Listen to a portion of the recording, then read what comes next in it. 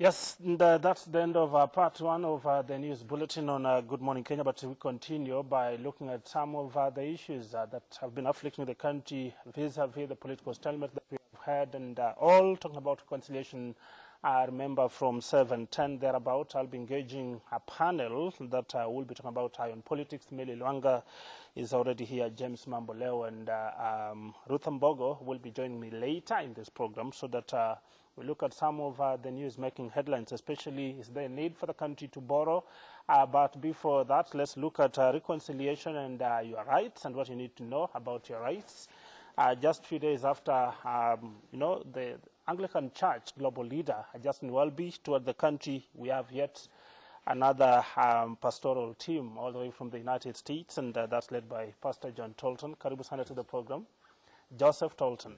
Karibu sana to the program. God bless you, Martin. It's wonderful to be with you today. Yes, how is the U.S.? The U.S. is, we are going through many trials and tribulations of our own. Yes. We are dealing with matters of tribalism in the American context. So we're people that are struggling right now. Mm-hmm.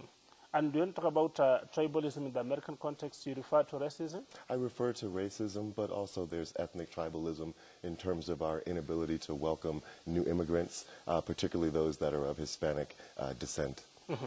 So when you talk about tribalism from the American context, and that's something that we're also fighting here in this country, which are some of the best ways we can overcome the whole question of tribalism, especially if you look at it from the Kenyan context, for example? Absolutely. Well, first and foremost, I am certainly a Christian before I am even an American. Mm-hmm. And I believe that the centerpiece, the heartbeat of the Christian message is Christ's call for radical love and inclusion. If I can just very quickly reminisce about one of the first miracles that Jesus performed. It was a woman who was a Gentile who came to him and said that my daughter is sick. And Jesus chased her away because she was not Jewish, because he in fact was tribal. And she challenged Jesus and said, but Master, even the dogs eat the crumbs that fall from the Master's table. Jesus was shocked by her persistence, her courage, and her faith. And he said, I have not seen such great faith even among my own people. And he healed her. And that encounter transformed Jesus. So I deeply believe that Christians have an incredible opportunity to tap into the radically inclusive love of Jesus Christ to help move the country forward beyond tribalism and into a place of unity and harmony. So the question will be, if Christians have that opportunity to tap into, the love of Christ, what is stopping them from doing so currently?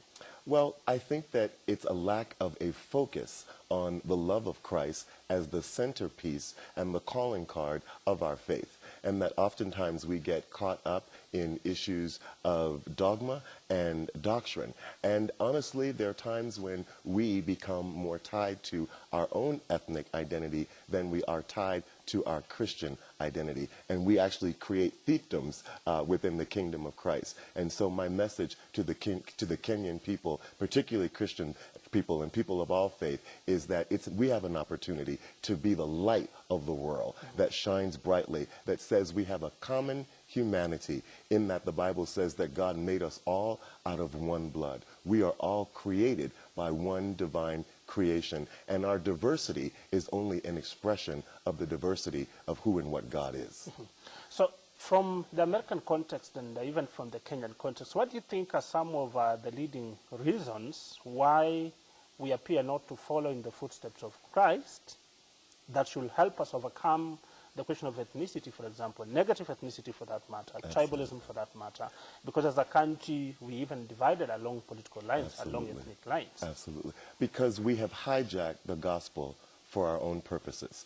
In the American context, for example, you have many European American or white Christians who have hijacked the gospel and who have leveraged certain parts of the gospel to promote their own economic interests and their own political interests. And I think that it is a gross misinterpretation of the scriptures that has led the church, particularly church fathers and elders, to not focus on the love of Jesus Christ. We just celebrated the 500th anniversary of the Protestant Reformation, where Luther nailed tenets to the Christian church and said, I challenge the church because we have gone astray. I think that 500 years later, it's time for another reformation. It's time for us to challenge the church and bring the church back to the love of Christ and away from dogma and doctrine that easily sidelines us and separates us. So I lift up my voice as a bishop in the Lord's church to say, it's time for reformation. It's time to go back to the Pentecostal experience where everyone spoke in tongues, that we might speak each other's language, that we might realize the ideals and the hopes and the aspirations of the Jesus tradition. Our faith has been hijacked. We must now reclaim it and reclaim the love of Christ as the centerpiece of our faith. Mm-hmm. Let's look at, when you talk about tribalism, when you talk about negative ethnicity, and you talked about immigrants, and in the Kenyan context, the problem has been the role especially of our religious leaders in trying to foster reconciliation. Let's begin by way of looking at it. If you refer to Martin Luther King, for example, is it right for religious leaders to play an active role in politics? Because there's been an argument that once you engage in politics, it becomes hard to be a voice of reason. Well, I think that if you're not clear, particularly as a Christian, that pastors and clergy have a commandment to participate in the political realm, then you've never read the Old Testament. The prophets were consistently speaking to the powers that be. Jesus was not killed because of his faith. He was killed because of his whosoever will message in the context of the Roman Empire.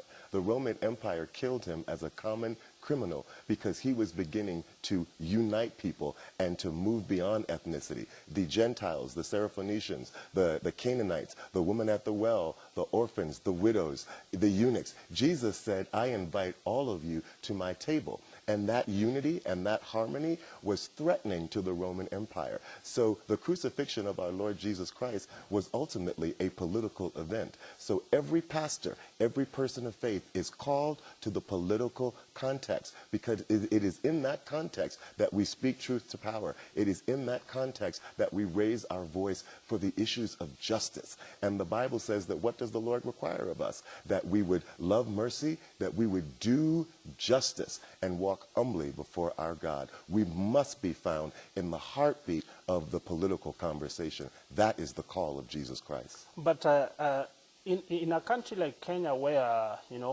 as you practice religion, you are Christian, for example, and you are a pastor somewhere, once you speak, then people want to associate you with your ethnic, background. Where does it come from? From which ethnicity? And therefore you become, a punching bag. How do pastors then, what should they do to navigate such kind of challenges? Where you are branded according to your ethnic background, from which ethnicity, and therefore you become, a punching bag.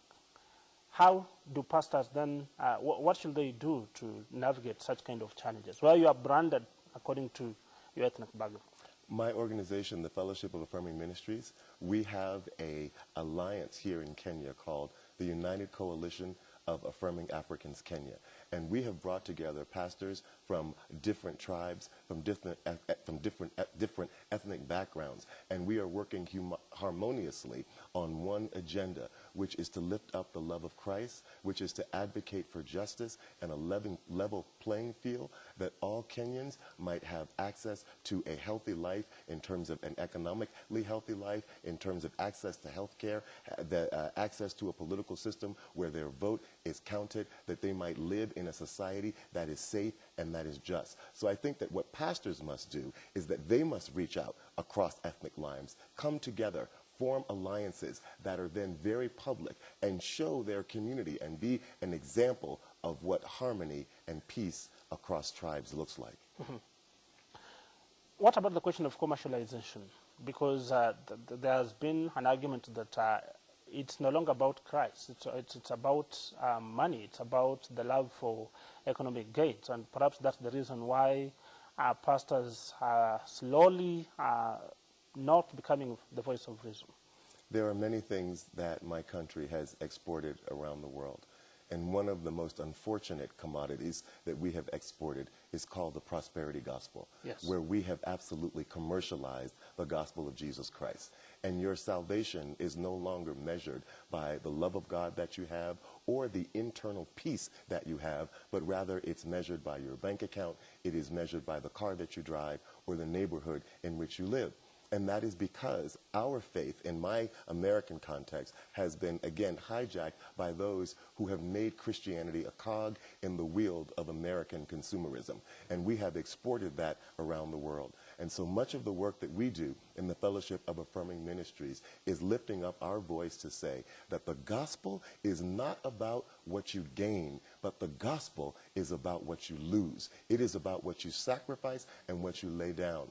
And so my work here in East Africa is to reclaim the gospel of Jesus Christ and to dismantle this notion of consumerism and commercialism and the prosperity gospel, and to lift up the truth of the love of God, to lift up justice and equality and inclusion of all people.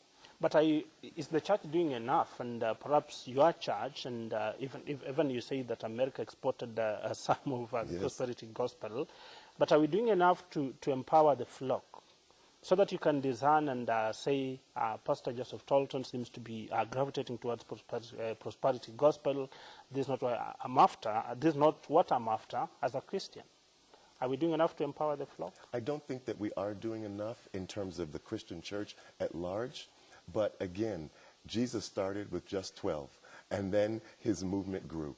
And so we have begun over the last 3 to 4 years, and our movement is beginning to grow. And I'm grateful for this opportunity to speak to a wider audience, to say that there are a Christian people who are truly focused on the needs of the everyday common man in the ways in which Jesus were. That there are pastors that are not interested in filling their pockets, but rather interested in filling the lives of the people that we serve with hope and mercy and peace and justice and opportunity. So I believe that just as Martin Luther nailed those tenets onto the walls of the church, that as we begin to speak the truth, that this movement will grow, and that ultimately it will spread like wildfire, and it will change the world. Because love always wins, and love is infectious, and the truth will always march on. Mm-hmm. You come to Kenya at a time when religious leaders, a section of them, and the political class, there have been calls on Kenyans to embrace peace. But amid the peace calls, there have been an argument that can there be peace without justice? Mm-hmm. And the idea is, can there be justice without peace? That's right. How do you interpret this? I think that there can be no peace without justice. And sometimes the call for peace is the call to quiet people down, that the status quo might live on, and that we might just gloss over what the issues are. But we've got to dig deeper.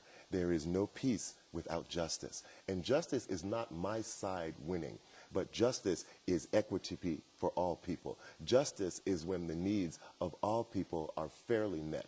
Justice is when we sacrifice our privilege and understand that we have to give up sometimes of what we have that others might have, that there might be an equitable distribution of resources and opportunities. So no, the call for peace is a hollow call without there being a clear call for justice.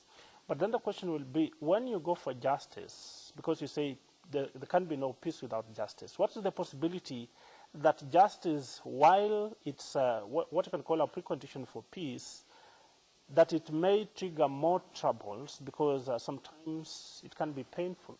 Truth comes with a cost. Well, that's absolutely right. And I think that we've got to be willing to have some trouble sometimes. Martin Luther King said that the people that we need to be the most afraid of are the moderates who want us to keep quiet. Sometimes you've got to have a radical call. Sometimes you've got to let the noise of people's pain because of the injustice that they have felt be heard. You cannot quiet that down. That must be heard. That must be felt. So we should not be afraid of people's anger, of people's issues coming to the surface, because once that happens, then we can deal with it. So sometimes justice is very messy, but in the end, love will come in, mm-hmm. and love will bring peace. Mm-hmm. The United States has been celebrated as the world superpower. Do you think with the kind of challenges, because you say you are facing your own challenges, do you think with the challenges you are facing, you still have the moral authority to try and shepherd other countries across the globe? I don't think that the president or his administration has the moral authority to do that.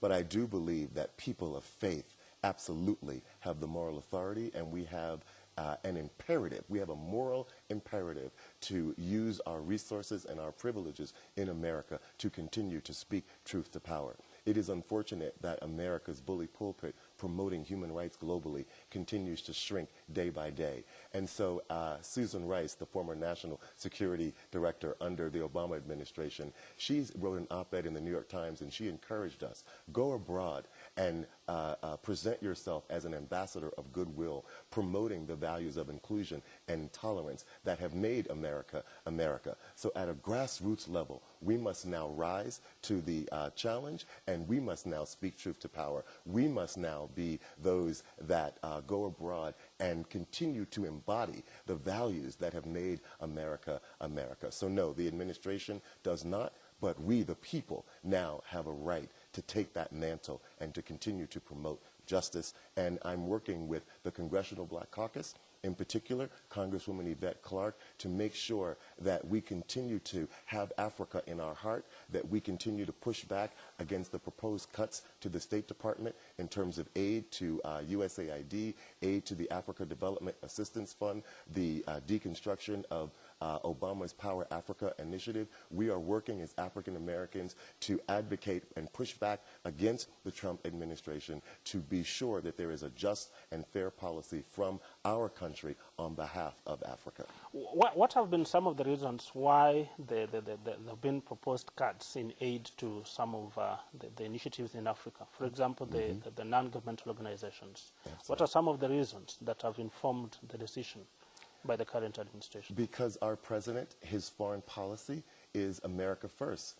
And when you say America first, what you're really implying is that the rest of the world comes second. And so he believes that our resources should be spent in a nationalist kind of a context.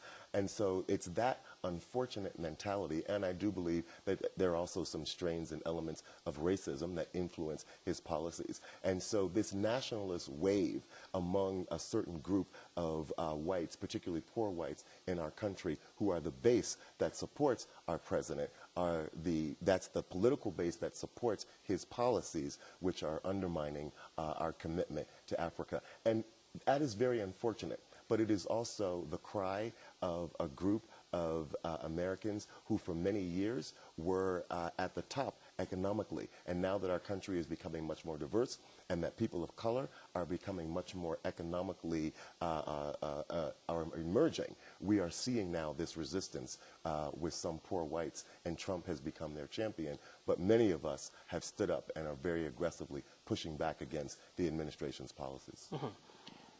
The world has been celebrating what you can call the Martin Luther King Month. Yes. Do you think if Martin Luther King woke up today, he will be proud of some of the basic tenets he was promoting during his time? Absolutely. I believe that Dr. King would be so amazed by the fact that we as African Americans were able to wrest power. I believe that he would be very pleased with the progress that we've made. He was clear about how deeply entrenched racism was and how deeply entrenched the economic disparities were for people of color in our country. And so in this generation that we have lived in since his passing, I think that he would be incredibly proud of the tremendous progress that we made. Because I also believe that he is not naive, or would not have been naive, about the issues that we were challenged by. Mm-hmm. And one of the things he was advocating for is the question of inclusion. Let's look at the question of gender. How is gender representation in the United States? Because I want to make some comparison with Kenya. Yes. Do you think, for example, women are playing an active role in politics? Because the other day you missed an opportunity to, elect one of them to be the president of the United States. That's absolutely right. It was really unfortunate that we did miss this opportunity. But I think that what it did was it became a mirror to America, and we actually had to see that we are not as progressive as we say that we are. But we just had local elections in several states last week, and women won all up and down the ballots, as judges as well as in Congress.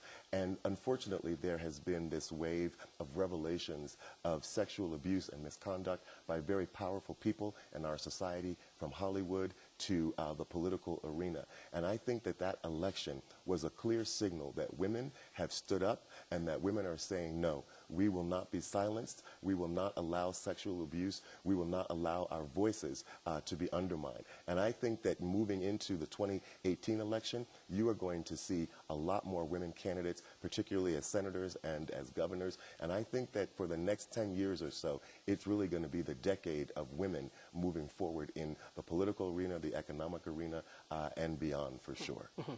When you talk about women representation, is it a good way to increase the representation through elective positions, like in Kenya, because we have some of these nomination seats that want to, aspire to get that gender parity? Do you think Kenya is taking the right direction in terms of? Absolutely. From my conversations here, there is a real commitment to gender equity. In fact, our pastors were talking about this recently, and some of the male pastors were concerned about the fact that men might be left behind.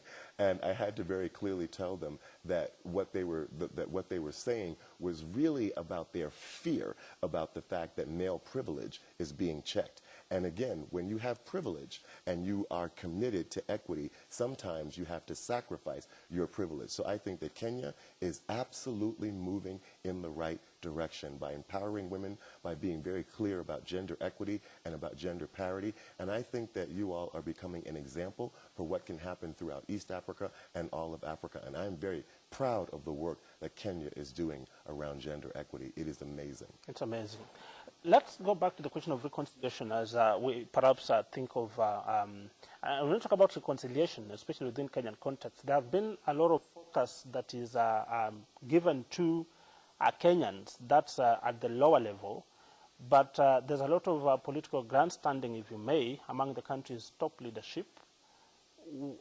How do you navigate these two so that perhaps the political leadership talks to one another as opposed to at each other? What will be your advice to them? I think that it's time for us to come together and have some very real and difficult conversations with each other about how we share power and about how we become far more connected to the needs of the grassroots. And so there are two conversations that have to happen. Those that are among the political elite have to have conversations about sharing power, particularly across tribal lines. And then there has to be a top-down conversation where our political leaders are challenged and forced to become far more connected to the grassroots populations that they serve, where they sit with their populations, as we do in America, in town hall meetings, in town hall forums, because it is in those contexts that our leaders become accountable to the very people that they serve. It's a democratic country. This is about government by representation. I commend the Kenyan people. Hold your leaders accountable. Our pastors should open up their churches and create political forums and dialogues in their churches, inviting local leaders to come in, and they should have to answer tough questions and be held accountable at the grassroots level. So two conversations. Open up their churches and create political forums and dialogues in their churches, inviting local leaders to come in, and they should have to answer tough questions and be held accountable at the grassroots level. So two conversations, a sharing power conversation and a conversation where the political elite become accountable to the grassroots. That's critical. Sharing power, can you perhaps talk more about it? Because when you talk about sharing power, are you talking about the positions? Because we only had elections, and there's one who will argue that there's normally a winner during elections. So why share power? You share power because that's how you move toward justice. If you do not share power and you hold power, then the anger and the sense of injustice among the people remains. But when the grassroots see people, the political elite, actually having conversations and sharing power across ethnic lines, across party lines, to say we may not be of the same party, but we're of the same country, and we have the same objectives, which is peace and prosperity for our people. We live in a global village today, and unless our countries, our African countries, are united internally and then amongst themselves, we will lose the economic battle with China. We will be exploited by the West and by America. So it is imperative that there be internal unity nationally in the Kenyan context, but I think Gaddafi had it right. Also, the African Union has to become far more united in presenting one voice for Africa's concern on the global stage, because we live in a global village where resources are now being shared and exchanged globally. And so we've got to have a much more macro perspective. And when you talk about sharing power, which is critical, by the way, one will argue that we had elections in the US in 2016. Yes. And after Trump was declared the winner, he never shared power with Hillary. Well, indeed he did not. Yes. Indeed he did not. So, but in terms of sharing power, we have Democrats in Congress who he can share power with, and he has done a few deals with them. But the truth is, he has been so distracted by the internal fighting within his own Republican Party that he hasn't really even had a chance to reach across party lines, because there's a lack of unity within his own party. But we challenge him to step up to the plate and to be far more equitable in his outreach to his political opponents as well. So as we bring this to an end, to pave way for iron politics, what will be your message to Kenyans? My message to Kenyans Yes. is that African Americans love Kenya, and that we are deeply committed to Kenya's peace and to Kenya's prosperity, and that we are working very hard at home to hold our government accountable, to be sure that we have an equitable and just policy toward Kenya, to be sure that there is no decrease in funding, to be sure that we continue to have good trade with Kenya, that the Herculean steps that were taken forward by the Bush and Obama administrations, that we see no retardation of those policies, because we love the Kenyan people very, very, very much. Thank you very much, Pastor Joseph Tolton, all the way from the United States, and we want to wish you well. You take our greetings to President Donald Trump, and we want to wish you well as you move on. You'll be having elections as well in 2018. 2018. Absolutely. And we want to wish you well as you so do much. that. And I've been talking to Pastor Joseph Tolton all the way from the United States. He says from here, he will be taking the message of reconciliation and the gospel to Rwanda. Yes, and Uganda. Rwanda and Uganda, and greet them as you traverse those parts of the world. My name is Martin Wanji. Take a quick break on a Good Morning Kenya. When I come back, I'll be bringing you Iron Politics. Stay tuned to the program.